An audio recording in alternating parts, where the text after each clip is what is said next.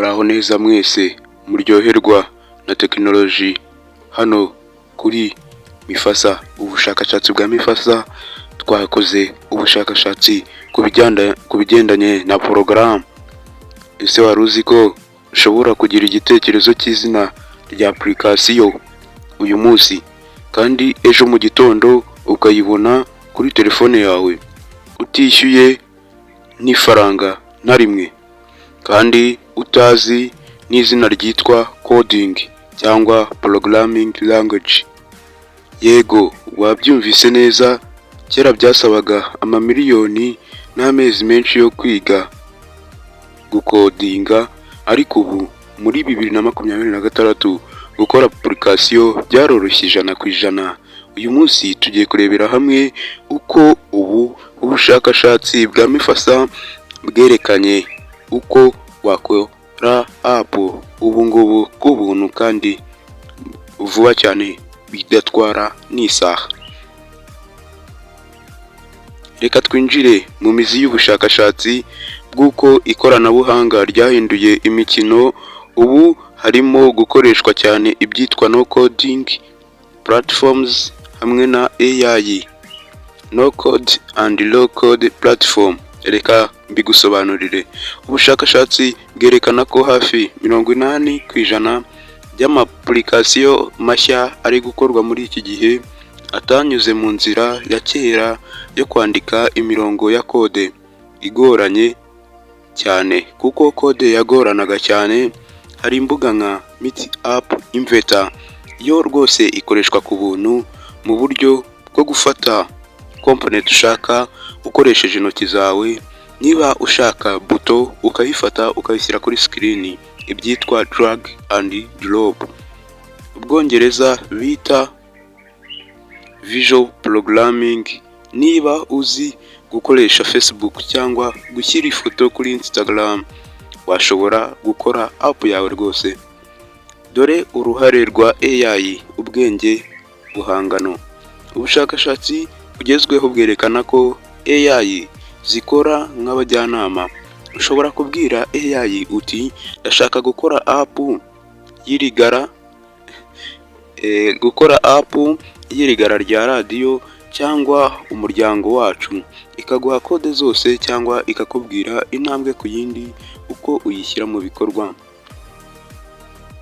Abashakashatsi mu by'ubukungu bw'ikoranabuhanga berekanye ko ubu ngubu umuntu wese ufite internet ashobora guhindura isi ye, ndetse ashobora no guhindura uko abandi bantu bamubona.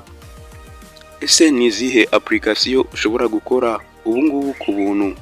Reka nkwereke ingero. Hari application nko gufata amafoto ndetse ukaya-editinga nyine n'amavideo. Ushobora gukora application ifata amafoto n'amavideo ikaya-editinga. Ushobora gukora application icuranga umuziki. Ushobora gukora application zikina radio zo mu gace k'iwanyu. Ni izihe app kandi ushobora kubona byoroshye?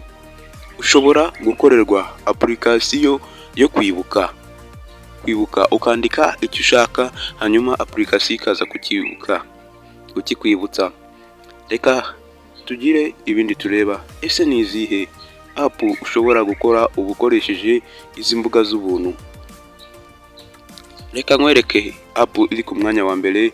Ni app z'imiyoboro y'amakuru na radio. Nk'uko nabikubwiye, gukora app itambutsa imiziki cyangwa radio streaming app binyuze muri HTML na WebView byabaye ibintu by'iminota 30 gusa. Iyindi app ya kabiri ushobora gukora ni imikino midigi, mobile games. Hari amatempo y'imikino nko kwiruka cyangwa puzzle uhita uhinduramo ibintu bike, app ikaba yuzuye. App ya gatatu ni app z'ubucuruzi buto.